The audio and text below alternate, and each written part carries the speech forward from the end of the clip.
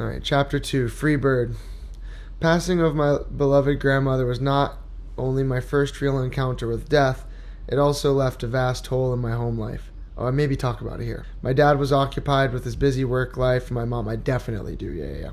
And my mom was burnt out on pharmaceuticals. Moody had performed a great deal of my caretaking. With the most stable force in my immediate family gone, a significant gap in my supervision formed, inviting a whole plethora of new souls and shenanigans into my life. Shortly after Moody's passing, my dad and mom decided to separate, so my dad moved into a new home in Madeira Beach that he'd hoped to sell. There is some truth to the saying, it takes a village to raise a kid, because being a single mother, many new friends came into my mom's and my lives to help carry some of the weight left in Moody's absence. When I was 6, my mom would take me to the Treasure Island. I can't believe I'm about to tell this story. It's so f***ing crazy. I can't even believe I'm doing this right now, but I'm going to. When I was 6, my mom would take me to the Treasure Island Fun Center in Seminole. Bro, that place was a 6-year-old's stimulation heaven. It seemed like there were infinite rows of games, pinball, Pac-Man, race cars, and the big bass wheel. They had it all. But nothing compared to Dance Dance Revolution. I loved that game. I was damn good at it too. I could move my feet so fast that I could smoke anybody who dared to step up on that board. One day, while wrecking that shit on Dance Dance Revolution, I stopped in the middle of a round. My mom was sitting in the dining area talking to this middle-aged chubby man. He looked like a nerd, I thought. At first, a fierce wave of defensive anger washed over me. That's not my dad. At that moment, the game erupted. You are now dancing in the danger zone. I hopped off the luminescent platform and went over to her. Yo, who's this? I said. I really talked like that when I was a kid. It's a savage. My mom swung her head around to me. Oh, this is my new friend, Dr. Pat. New friend?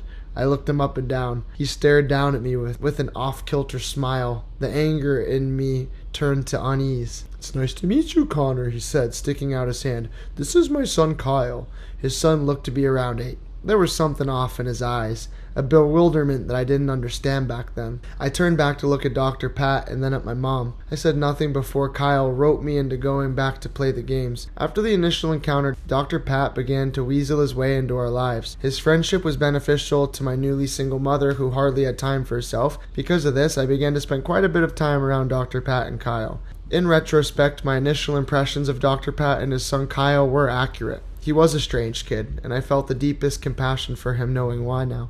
One time while hanging out with Kyle, he invited me to go behind his father's boat to play sword fight. I was 5 years old and I didn't know what the fuck that was, so I followed him and he whipped his dick out and said that we're supposed to play sword fight. Another time in a bathroom, he told me to lay on my belly naked and laid on top of me, and then we switched. I'm like fucking 5 here. Whenever he would do something like this, I never thought twice about it. It felt, at the time, like a nice, innocent way to connect with another human. It wasn't until I was 8, when my cousin showed me pornographic video games on his computer, that I began to understand actually what all that shit was about. Just like I discussed earlier about physical discipline, the way kids behave is largely learned from their parents. The old proverb, the apple doesn't fall far from the tree, holds truth. Nature versus nurture. One weekend, to give my mom time off from watching me, Dr. Pat offered to take me with his son to Disney World.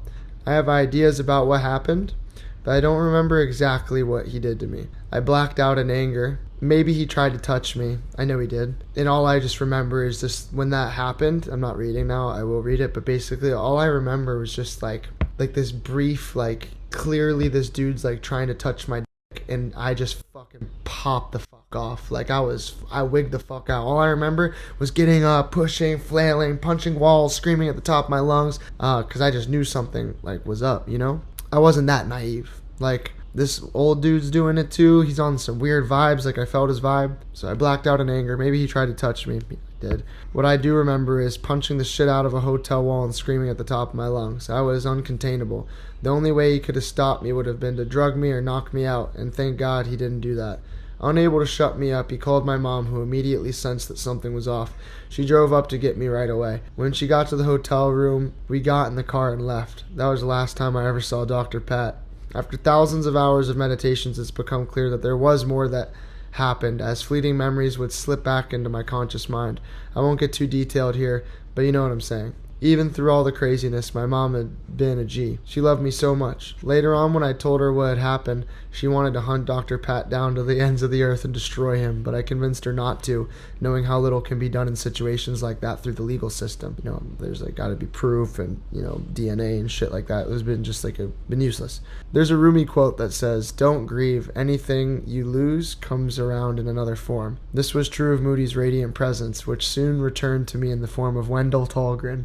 I'll never forget that saint.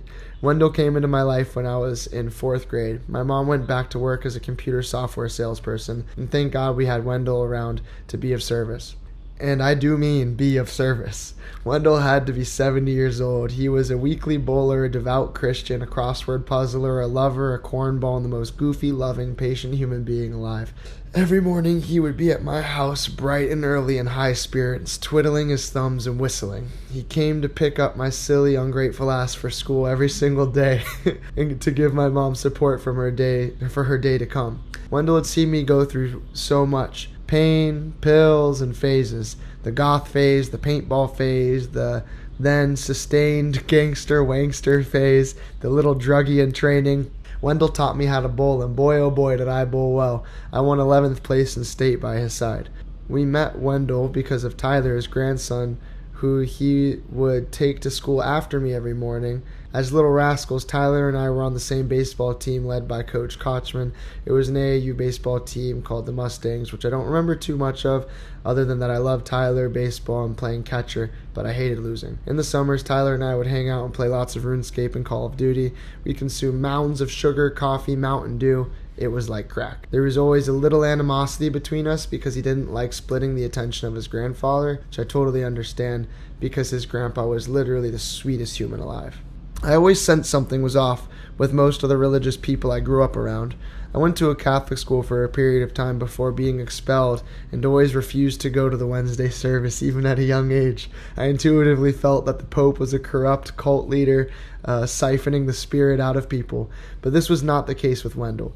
Wendell was the first person I met who I truly felt was a genuine religious practitioner. He would frequently talk about God and Jesus on our drives to school, often crying tears of devotion, completely filled with love of the Lord. While most of these talks could not penetrate my rebellious spirit, one of them dug past the armor covering my young heart. Like during most of Wendell's talks, I was sitting in the passenger seat of the black Hyundai Elantra on my way to school that I did not want to attend. "Connor," he said, looking out the windshield at the rising suns, "have I ever told you the story of Daniel in the lion's den?" "I don't think so," I said. "Would you like to hear it?" "Go for it." That was probably more like it sounded like. Wasn't, "I don't think so." I was, "I don't think so." I said, "Would you like to hear it?" "Go for it." "Daniel," he said, briefly glancing at me, "was a man of God living in Babylon, a very worldly kingdom." He paused for a moment, taking a deep breath in before continuing, and because of his virtues, he was selected by the king Darius to serve in a high position in the office. Out of jealousy, other officials tricked the king into creating a rule forbidding the worship of any god or man besides himself. Anyone who broke the rule would be thrown into a lion's den. He paused. Now captivated, I turned my gaze from the rolling streets to Wendell's face. His balding white hairs were freshly slicked back. He wore a dark blue polo tucked into a pair of beige slacks. Whenever he spoke like this, his blue eyes twinkled like the glimmer of the sun on the surface of the ocean. "And then what?" I said. "Daniel, in his unwavering faith and devotion to God, kept praying 3 times a day to the Lord. After being reported by his adversaries, the king regretted his new law, was forced to throw Daniel into the den. But before he did, he said to Daniel, 'May your God whom you serve continually rescue you.'" We hit a stoplight, and Wendell turned toward me, beaming a compassionate smile, finding me still eager for more. He continued, "The next morning, the king rushed to the den, anxious to learn the fate of Daniel. He called out to Daniel, 'Has your God whom you serve continually been able to rescue you from the lions?' And to the king's surprise, a voice cried back, 'May the king live forever! My God sent his angel, and he shut the mouths of the lions. They have not hurt me because I found innocent in his sight, nor have I ever done any wrong before you, your majesty.' And so the king threw Daniel's accusers in the pit to be devoured, and praised by the Lord that had saved Daniel." Sheesh, that one always fucks me up. The light turned green and the car rolled back into motion, calling Wendell's attention back to the road. I felt an odd pressure in my chest. a weight welling up. What does that mean, Wendell? I asked. He turned his head to me, tears rolling down his cheeks. I could feel some building up in mine too. In that moment, everything felt lighter. Neither of us seemed worried about what was coming down on the road ahead of us. Faith in God and a pure heart will carry you through anything, even a lion's den. What I learned from Wendell is that being grounded in your faith brings confidence. Not the kind of confidence that esteems oneself in comparison to something else, but a state of fearlessness, or agora, to know that God has our back in such a relief in a world of chaos and suffering. Although the story was the medium, it was Wendell's being that taught. It was the living spirit flowing through him that spoke to me. So now it's chapter 3. Yeah, we should. If you have here we are. Wow. Excuse me, this is Dharma. Yeah. So, there's actually a lot that I can relate to. Talk about it. In the first 2 chapters. Yeah, well, first off, I want to say thank you for being super vulnerable, because I can imagine that it's not easy to express your trauma and your past. I was getting a little bit emotional too. I felt myself start to get teary-eyed as well, because my own stuff started to come up. But yeah, there are some things that you said where I relate with. Well, my parents are divorced too. Well, my dad passed also from a drug addiction, like your friend. It wasn't heroin, it was meth. Wow, I don't even really know where to begin. I'm hearing this for the first time, and there was anticipation to hear it, and I was excited to hear it. And I think just expressing our stories, it's all part of the journey towards the path of liberation and moksha, and it's all part of the healing process. It's a very beautiful thing, and as you are surrendered in this experience of sharing your story, I am also surrendered to do this podcast with you. Thank you, bro. Yeah, I appreciate you. Yeah, this is really such amazing. A big help, dude. This is gonna be so cool. You're gonna make it so much better with your presence here, dude. Truly. Thank you. Well, yeah. So things that I relate with was I sword fighted too, bro. Oh my God! Really? In kindergarten. What the fuck? Is this a common thing, bro? I don't even know, dude. Was all the kids raped? Probably, maybe, man. You know, That's crazy, and I've dog. only told two other people this. Yeah. And now I'm telling you and pretty much the whole world, but I think it's good. I think it's good because, you know, let's just let everything out, and let's have the world relate with us and have them healed as well. And I don't want to keep it pent up and hold on to this. But what happened was I was in kindergarten. I was 5 years old as well. Recess time on the playground with my friends, innocent little boy. There was this classmate of mine, his name was Marcus. I still remember their name. I was playing with my friends, Ferlandy and Jeremy. They're like my 2 best friends in kindergarten. This boy Marcus approached us and said, "Hey, I want to show you something in the bathroom." I'm like, okay. Had no idea what sex was at all at that age. We just went along with his instructions, and he said, "Yeah, pull your pants down." And we both, all 3 of us had our dicks hanging out, dude. Like this thing. Yeah, like little fucking things. And then he's like, "Yeah, you just do this." And then we started to rub our penises together. And I remember the Marcus probably got molested, dude. Yeah. Because I know for sure that kid did. Mm-hmm. Kyle 100% did. So, looking back in hindsight, I was like, yeah, Marcus was a kid that was abused. Poor kid. Yeah, poor kid. Because where did he learn that from? Yeah, no, you don't just passed it down. You don't you don't just wake up and then you download the know-how on how to sword fight. So yeah, that was a very weird experience for me. It happened for a second time, and dude, we got fucking caught by just some kid that came in there to use the bathroom, and then this poor kid, he witnesses 3 kids sword fighting, and then he ran out to tell the yard duty. And at that time we run out and we just disappear. Never got in trouble. But yeah. Wow. Mm-hmm. So that's wild. That's what I can relate to that. Yeah. So weird. Yeah, that was such a weird thing. I sort of forgot about it in years to come, but it would come back and I would try to understand what happened to me, and going through all of these emotions and beliefs of, am I wrong, having guilt, like, did I do something bad? Like, all these things that just didn't make sense, but, you know, it was arising to the surface. Yeah. Yeah, man. Well, that's why I wrote this book, was to be able to have people relate to this, because I know I'm not alone in this. And like, my goal has been just to like basically use my life as a testimony, to use my life as like a proof and physical representation and example that like no matter what you've been through, you can channel that into something that is like a very worthwhile, exciting, fun, fulfilling, meaningful existence. And you can actually take all of your deepest traumas and pains and make it something that's worthwhile. Like, I mean, you were in a group call today. Like, one of the students in the class has faced like child loss, like his kid died after being alive for 2 weeks, bro. It's crazy. And now he helps other people. He's going to help. He's trying to figure his shit out, but he's going to help. Yeah, Brandy. So he's going to try to help the people who've went through something similar. And then, you know, Julie with her thing with the, you know, working with women that have dealt with narcissistic abusive relationships, shame with the addiction and so on. So it's like shit like this is so essential to be able to like use these like traumas and these like things that have been terrible in our lives that we've actually like overcome and still been able to like stand like stable and strong through, and and be able to like use those to like help others. So that's the reason for this book. That's the reason for this podcast version of it, and this I'm gonna have it available for everybody in audio form as well. Yeah. Wow. I feel in my heart and that there's a higher reason why this is happening right now. Yeah, me too.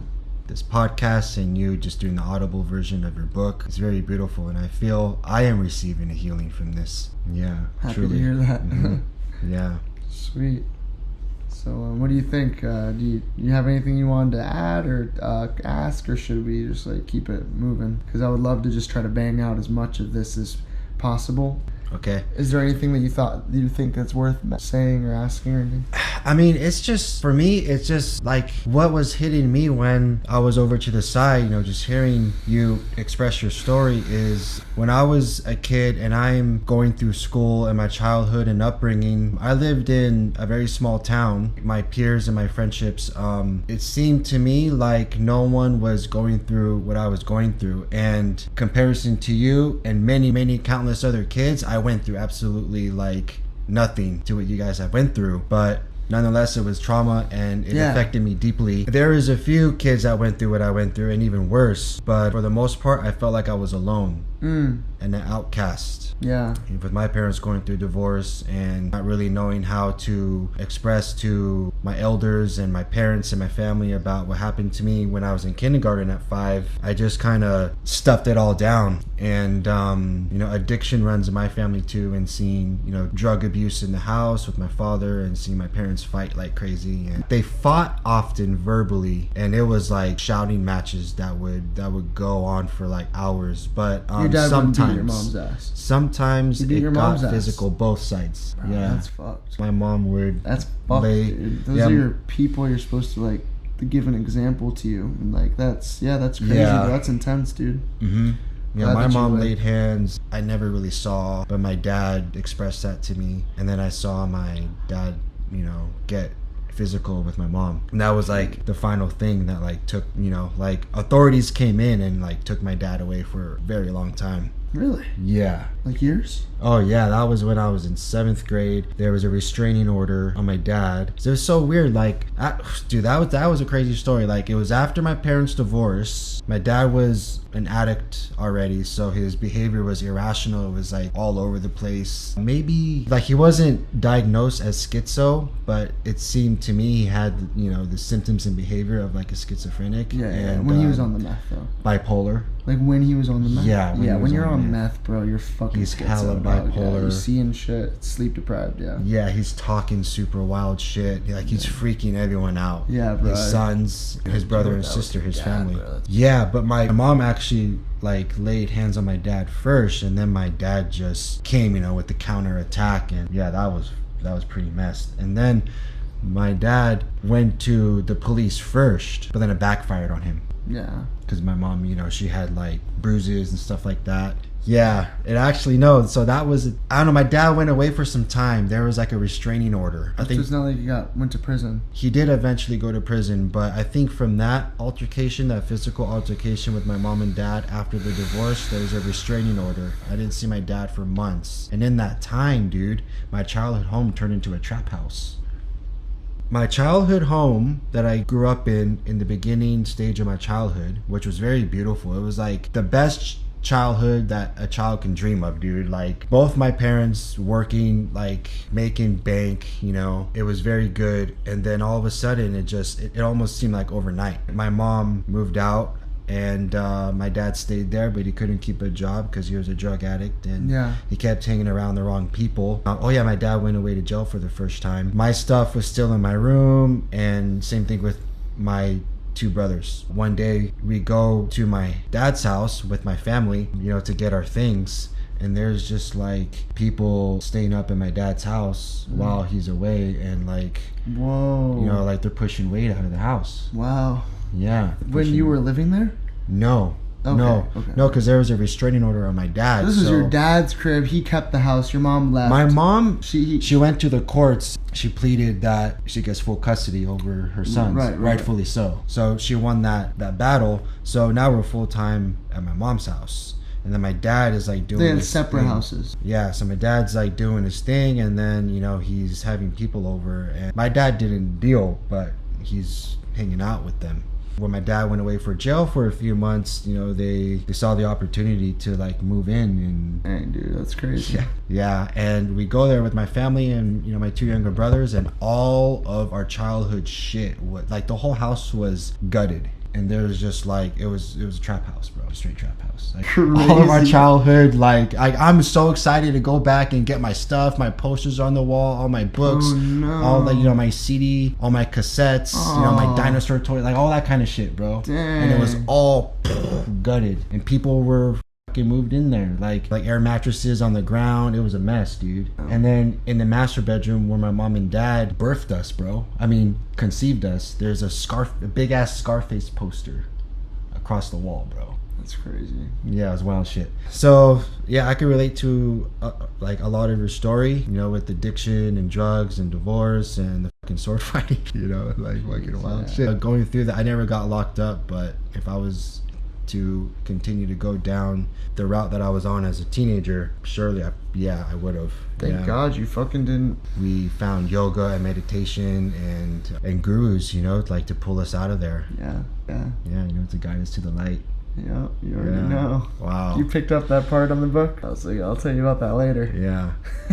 Wow. I didn't expect to really tell my story, but it just kind of went in that direction. I like it. I think it's a perfect natural thing that we were doing together. Yeah. Well, yeah. Thank you. Dude, this is gonna be great. Yeah, it's our story. All right. And this is just proof that like everyone can relate. Like I made this shit to be relatable. Clearly you already relate to it. So whoever's like gonna listen to this next, helps to let it out. Yeah. Yeah, really, drop in the really comments like tell us your shit. Even send me a letter, bro. Mm-hmm. Probably read it at some point for sure. I promise I will actually. Unless somehow this performs like crazy, but no, I mean at the moment it's just a handful of you guys. I'm gonna read them all. So you're gonna go in chapter 3? Let's run it, bro. Chapter 3. I'm gonna just click